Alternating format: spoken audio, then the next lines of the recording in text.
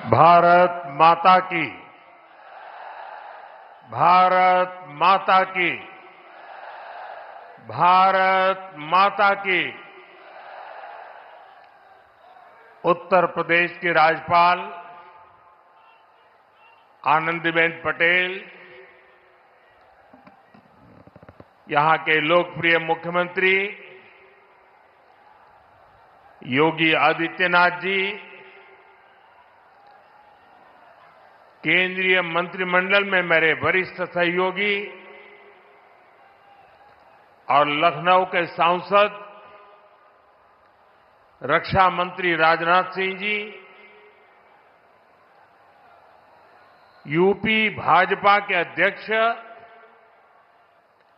और केंद्र में मंत्रिपरिषद के मेरे साथी श्रीमान पंकज चौधरी जी, प्रदेश सरकार के उप मुख्यमंत्री केशव प्रसाद मौर्य, ब्रजेश पाठक, उपस्थित अन्य मंत्रीगण, जनप्रतिनिधिगण, देवी और सज्जनों, आज लखनऊ की ये भूमि एक नई प्रेरणा की साक्षी बन रही है। इसकी विस्तार से चर्चा करने से पहले मैं देश और दुनिया को क्रिसमस की शुभकामनाएं देता हूं। भारत में भी करोड़ों ईसाई परिवार आज उत्सव मना रहे हैं। क्रिसमस का ये उत्सव सभी के जीवन में खुशियां लाए, ये हम सभी की कामना है। साथियों, 25 दिसंबर का ये दिन देश की दो महान विभूतियों के जन्म का अद्भुत सुयोग लेकर भी आता है। भारत रत्न अटल बिहारी वाजपेयी जी, भारत रत्न महामना मदन मोहन मालवीय जी, इन दोनों महापुरुषों ने भारत की अस्मिता,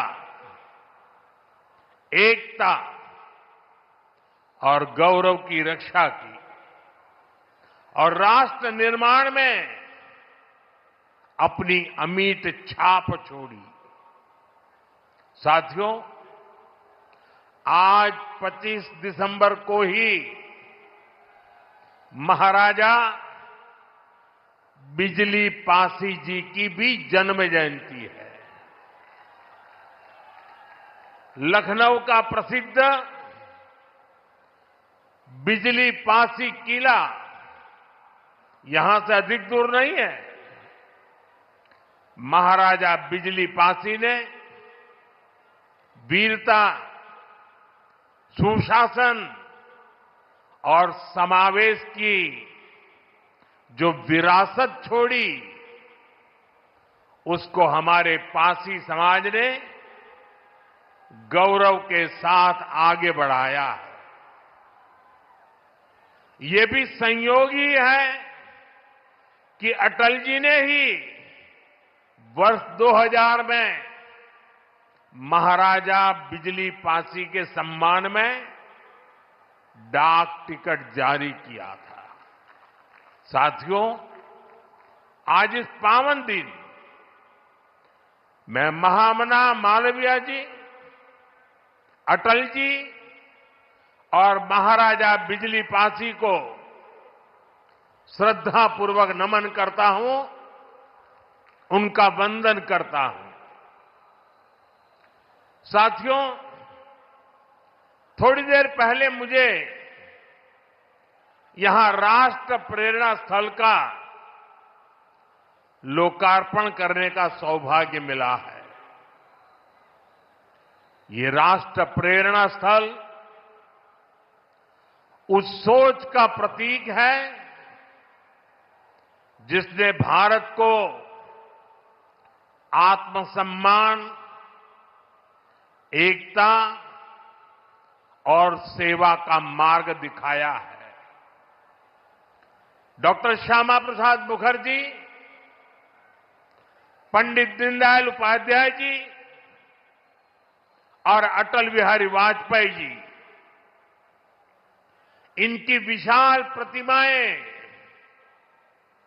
जितनी ऊंची है, इनसे मिलने वाली प्रेरणाएं उससे भी अधिक बुलंद है। अटल जी ने लिखा था, नीरवता से मुखरित मधुबन, परहित अर्पित अपना तन मन, जीवन को शत शत आहुति में जलना होगा, गलना होगा, कदम मिलाकर चलना होगा। ये राष्ट्र प्रेरणा स्थल हमें संदेश देता है कि हमारा हर कदम, हर पग, हर प्रयास राष्ट्र निर्माण के लिए समर्पित हो। सबका प्रयास ही विकसित भारत के संकल्प को सिद्ध करेगा। मैं लखनऊ को, उत्तर प्रदेश को, पूरे देश को इस आधुनिक प्रेरणा स्थली की बधाई देता हूं। और जैसा अभी बताया गया और वीडियो में भी दिखाया गया कि जिस जमीन पर यह प्रेरणा स्थल बना है, उसकी 30 एकड़ से ज्यादा जमीन पर कई दशकों से कूड़े कचरे का पहाड़ जमा हुआ था। पिछले 3 वर्ष में इसे पूरी तरह खत्म किया गया है। इस प्रोजेक्ट से जुड़े सभी श्रमिकों, कारीगरों, योजनाकारों, योगी जी की और उनकी पूरी टीम को भी मैं बहुत बहुत बधाई देता हूं। साथियों, डॉक्टर श्यामा प्रसाद मुखर्जी ने देश को दिशा देने में निर्णायक भूमिका निभाई है। ये डॉक्टर मुखर्जी ही थे जिन्होंने भारत में 2 विधान, 2 निशान और 2 प्रधान के विधान को खारिज कर दिया था। आजादी के बाद भी जम्मू कश्मीर में ये व्यवस्था भारत की अखंडता के लिए बहुत बड़ी चुनौती थी। भाजपा को गर्व है कि हमारी सरकार को आर्टिकल 370 की दीवार गिराने का अवसर मिला। आज भारत का संविधान जम्मू कश्मीर में भी पूरी तरह लागू है। साथियों, स्वतंत्र भारत के पहले उद्योग मंत्री के रूप में डॉक्टर मुखर्जी ने भारत में आर्थिक आत्मनिर्भरता की नींव रखी थी। उन्होंने देश को पहली औद्योगिक नीति दी थी, यानी भारत में औद्योगिकरण की बुनियाद रखी थी। आज आत्मनिर्भरता के उसी मंत्र को हम नई बुलंदी दे रहे हैं। मेड इन इंडिया सामान आज दुनिया भर में पहुंच रहा है। यहां यूपी में ही देखिए, एक तरफ एक जनपद एक उत्पाद का इतना बड़ा अभियान चल रहा है। छोटे छोटे उद्योगों, छोटी छोटी इकाइयों का सामर्थ्य बढ़ रहा है। दूसरी तरफ यूपी में बहुत बड़ा डिफेंस कॉरिडोर बन रहा है। ऑपरेशन सिंदूर में दुनिया ने जिस ब्रह्मोस मिसाइल का जलवा देखा, वो अब लखनऊ में बन रही है। वो दिन दूर नहीं जब यूपी का डिफेंस कॉरिडोर दुनिया भर में डिफेंस मैन्युफैक्चरिंग के लिए जाना जाएगा। साथियों, दशकों पहले पंडित दीनदयाल उपाध्याय जी ने अंत्योदय का एक सपना देखा था। वे मानते थे कि भारत की प्रगति का पैमाना अंतिम पंक्ति में खड़े अंतिम व्यक्ति के चेहरे की मुस्कान से मापा जाएगा।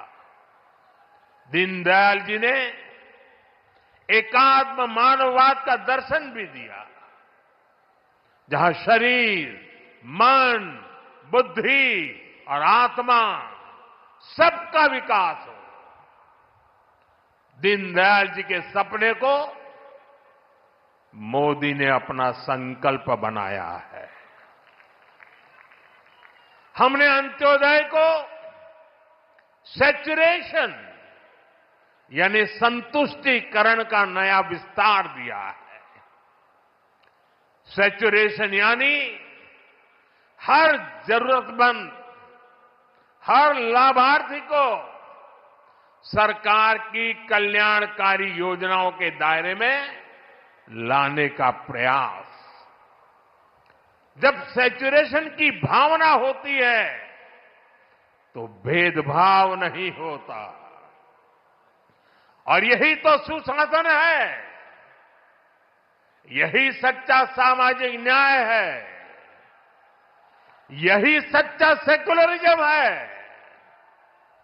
आज जब देश के करोड़ों नागरिकों को बिना भेदभाव पहली बार पक्का घर, शौचालय, नल से जल, बिजली और गैस कनेक्शन मिल रहा है, करोड़ों लोगों को पहली बार मुफ्त अनाज और मुफ्त इलाज मिल रहा है, पंक्ति में खड़े अंतिम व्यक्ति तक पहुंचने का प्रयास हो रहा है, तो पंडित दीनदयाल जी के विजन के साथ न्याय हो रहा है। साथियों, बीते दशक में करोड़ों भारतीयों ने गरीबी को परास्त किया है, गरीबी को हराया है। ये इसलिए संभव हुआ क्योंकि भाजपा सरकार ने जो पीछे छूट गया था उसे प्राथमिकता दी, जो अंतिम पंक्ति में था उसे प्राथमिकता दी। साथियों, 2014 से पहले करीब 25 करोड़ देशवासी ऐसे थे जो सरकार की सामाजिक सुरक्षा योजनाओं के दायरे में थे। 25 करोड़। आज करीब 95 करोड़ भारतवासी इस सुरक्षा कवच के दायरे में है। उत्तर प्रदेश में भी बड़ी संख्या में लोगों को इसका लाभ मिला है। मैं आपको एक और उदाहरण देता हूं। जैसे बैंक खाते सिर्फ कुछ ही लोगों के होते थे, वैसे ही बीमा भी कुछ ही संपन्न लोगों तक सीमित था। हमारी सरकार ने अंतिम व्यक्ति तक बीमा सुरक्षा पहुंचाने का बीड़ा उठाया। इसके लिए प्रधानमंत्री जीवन ज्योति बीमा योजना बनाई। इससे मामूली प्रीमियम पर 2 लाख रुपए का बीमा सुनिश्चित हुआ। आज इस स्कीम से 25 करोड़ से ज्यादा गरीब जुड़े हैं। इसी तरह दुर्घटना बीमा के लिए प्रधानमंत्री सुरक्षा बीमा योजना चल रही है। इससे भी करीब 55 करोड़ गरीब जुड़े हैं। ये वो गरीब देशवासी हैं जो पहले बीमा के बारे में सोच भी नहीं पाते थे। साथियों, आपको जानकर के हैरानी होगी, इन योजनाओं से करीब करीब 25,000 करोड़ रुपए का क्लेम इन छोटे छोटे परिवार के छोटे छोटे जिंदगी के गुजारे करने वाले मेरे सामान्य गरीब परिवारों तक 25,000 करोड़ रुपया का लाभ पहुंचा है। यानी संकट के समय ये पैसा गरीब परिवारों के काम आया है। साथियों, आज अटल जी की जयंती का ये दिन सुशासन के उत्सव का भी दिन है। लंबे समय तक देश में गरीबी हटाओ जैसे नारों को ही गवर्नेंस मान लिया गया था, लेकिन अटल जी ने सही मायने में सुशासन को जमीन पर उतारा। आज डिजिटल पहचान की इतनी चर्चा होती है, इसकी नींव बनाने का काम अटल जी की सरकार ने ही किया था। उस समय जिस विशेष कार्ड के लिए काम शुरू हुआ था, जो आज आधार के रूप में विश्वविख्यात हो चुका है, भारत में टेलीकॉम क्रांति को गति देने का श्रेय भी अटल जी को ही जाता है।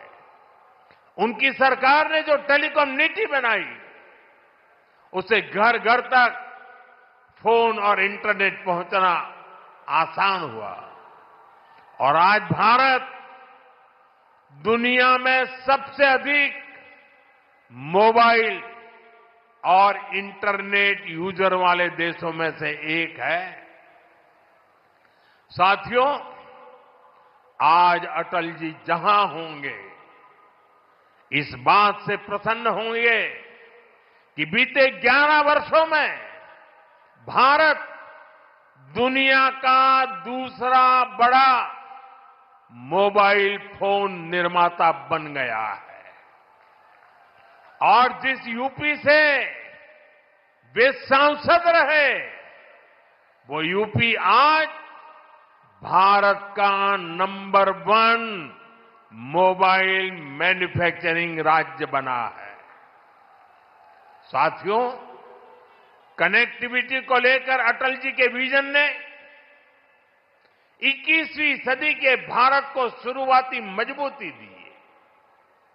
अटल जी की सरकार के समय ही गांव गांव तक सड़कें पहुंचाने का अभियान शुरू किया गया था। उसी समय स्वर्णिम चतुर्भुज यानी हाईवे के विस्तार पर काम शुरू हुआ था। साथियों, साल 2000 के बाद से प्रधानमंत्री ग्रामीण सड़क योजना के तहत अब तक करीब 8 लाख किलोमीटर सड़कें गांवों में बनी है और इनमें से करीब 4 लाख किलोमीटर ग्रामीण सड़कें पिछले 10-11 साल में बनी है। और साथियों, आज आप देखिए, आज हमारे देश में अभूतपूर्व गति से एक्सप्रेसवे बनाने का काम कितनी तेजी से चल रहा है। हमारा यूपी भी एक्सप्रेसवे स्टेट के रूप में अपनी पहचान बना रहा है। वो अटल जी ही थे जिन्होंने दिल्ली में मेट्रो की शुरुआत की थी। आज देश के 20 से ज्यादा शहरों में मेट्रो नेटवर्क लाखों लोगों का जीवन आसान बना रहा है। भाजपा एनडीए सरकार ने सुशासन की जो विरासत बनाई है, उसे आज भाजपा की केंद्र और राज्य की सरकारें नए आयाम, नया विस्तार दे रही है। साथियों, डॉक्टर मुखर्जी, पंडित दीनदयाल जी, अटल जी, इन 3 महापुरुषों की प्रेरणा, उनके विजनरी कार्य, ये विशाल प्रतिभाएं विकसित भारत का बहुत बड़ा आधार है। आज इनकी प्रतिभाएं हमें नई ऊर्जा से भर रही है, लेकिन हमें यह नहीं भूलना है कि आजादी के बाद भारत में हुए हर अच्छे काम को कैसे एक ही परिवार से जोड़ने की प्रवृत्ति पनपी। किताबें हो, सरकारी योजनाएं हो, सरकारी संस्थान हो, गली, सड़क, चौराहे हो, एक ही परिवार का गौरवगान, एक ही परिवार के नाम, उनकी ही मूर्तियां, यही सब चला। भाजपा ने देश को एक परिवार की बंधक बनी इस पुरानी प्रवृत्ति से भी बाहर निकाला है। हमारी सरकार मां भारती की सेवा करने वाली हर अमर संतान, हर किसी के योगदान को सम्मान दे रही है। मैं कुछ उदाहरण आपको देता हूं। आज नेताजी सुभाष चंद्र बोस की प्रतिमा दिल्ली के कर्तव्य पथ पर है। अंडमान में जिस द्वीप पर नेताजी ने तिरंगा फहराया, आज उसका नाम नेताजी के नाम पर है।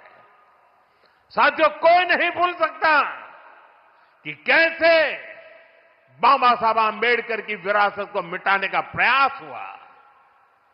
दिल्ली में कांग्रेस के शाही परिवार ने यह पाप किया और यहां यूपी में सपा वालों ने भी यही दुस्साहस किया। लेकिन भाजपा ने बाबा साहब की विरासत को मिटने नहीं दिया। आज दिल्ली से लेकर लंदन तक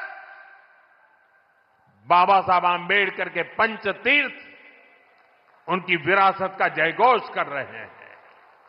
साथियों, सरदार वल्लभ भाई पटेल ने सैकड़ों रियासतों में बटे हमारे देश को एक किया था, लेकिन आजादी के बाद उनके काम और उनके कद दोनों को छोटा करने का प्रयास किया गया।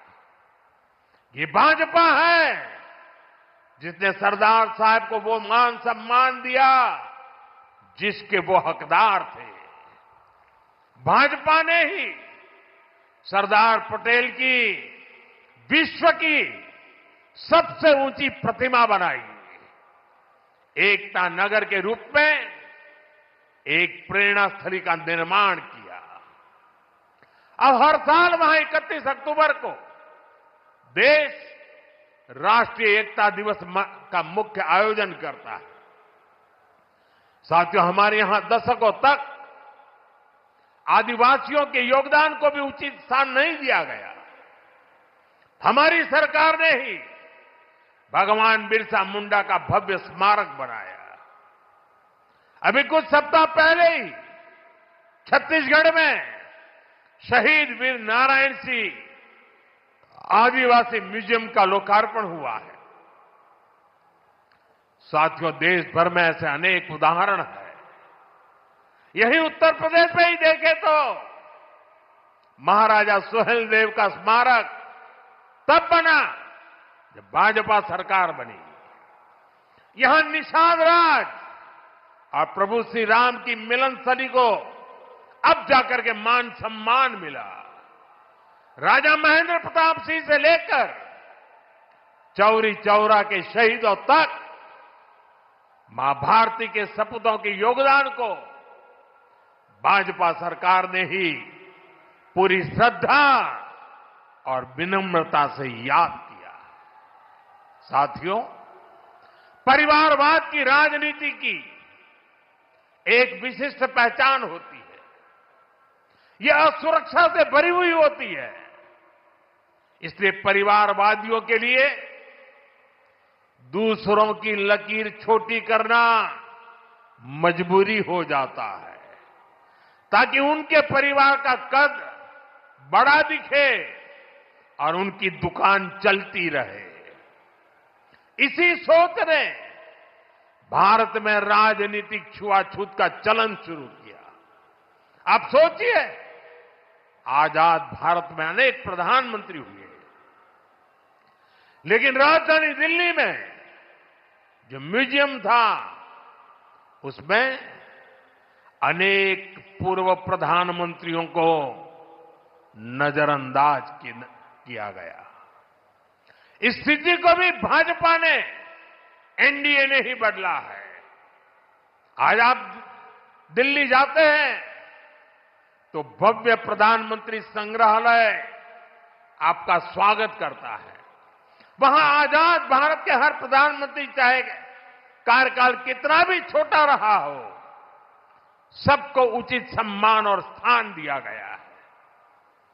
साथियों, कांग्रेस और उसके सहयोगियों ने राजनीतिक रूप से भाजपा को हमेशा अछूत बनाए रखा, लेकिन भाजपा के संस्कार हमें सबका सम्मान करना सिखाते हैं।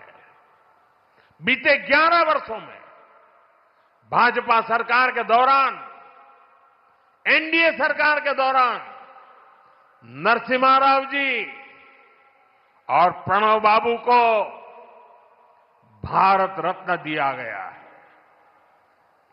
ये हमारी सरकार है जिसने मुलायम सिंह यादव जी और तरुण गोगोई जी जैसे अनेक नेताओं को राष्ट्रीय पुरस्कारों से सम्मानित किया है। कांग्रेस से, यहां समाजवादी पार्टी से कोई भी ऐसी उम्मीद तक नहीं कर सकता। इन लोगों के राज में तो भाजपा के नेताओं को सिर्फ अपमान ही मिलता था। साथियों, भाजपा की डबल इंजन सरकार का बहुत अधिक फायदा उत्तर प्रदेश को हो रहा है। उत्तर प्रदेश 21वीं सदी के भारत में अपनी एक अलग पहचान बना रहा है और मेरा सौभाग्य है कि मैं यूपी से सांसद हूं। आज मैं बहुत गर्व से कह सकता हूं कि उत्तर प्रदेश के मेहनतकश लोग एक नया भविष्य लिख रहे हैं। कभी यूपी की चर्चा खराब कानून व्यवस्था को लेकर होती थी, आज यूपी की चर्चा विकास के लिए होती है। आज यूपी देश के पर्यटन मानचित्र पर तेजी से उभर रहा है। अयोध्या में भव्य राम मंदिर, काशी विश्वनाथ धाम, ये दुनिया में यूपी की नई पहचान के प्रतीक बन रहे हैं और राष्ट्र प्रेरणा स्थल जैसे आधुनिक निर्माण उत्तर प्रदेश की नई छवि को और अधिक रोशन बनाते हैं। साथियों, हमारा उत्तर प्रदेश सुशासन, समृद्धि, सच्चे सामाजिक न्याय के मॉडल के रूप में और बुलंदी हासिल करें, इसी कामना के साथ आप सभी को फिर से राष्ट्र प्रेरणा स्थल की बधाई। मैं कहूंगा डॉक्टर श्यामा प्रसाद मुखर्जी, आप कहेंगे अमर रहे, अमर रहे। मैं कहूं पंडित दीनदयाल उपाध्याय जी, आप कहें अमर रहे, अमर रहे। मैं कहूं अटल बिहारी वाजपेयी जी, आप कहें अमर रहे, अमर रहे। पंडित श्यामा प्रसाद मुखर्जी, श्यामा प्रसाद मुखर्जी, श्यामा प्रसाद मुखर्जी, पंडित दीनदयाल जी, पंडित दीनदयाल जी, पंडित दीनदयाल जी, अटल बिहारी वाजपेयी जी, अटल बिहारी वाजपेयी जी, अटल बिहारी वाजपेयी जी। भारत माता की वंदे वंदे। बहुत बहुत धन्यवाद।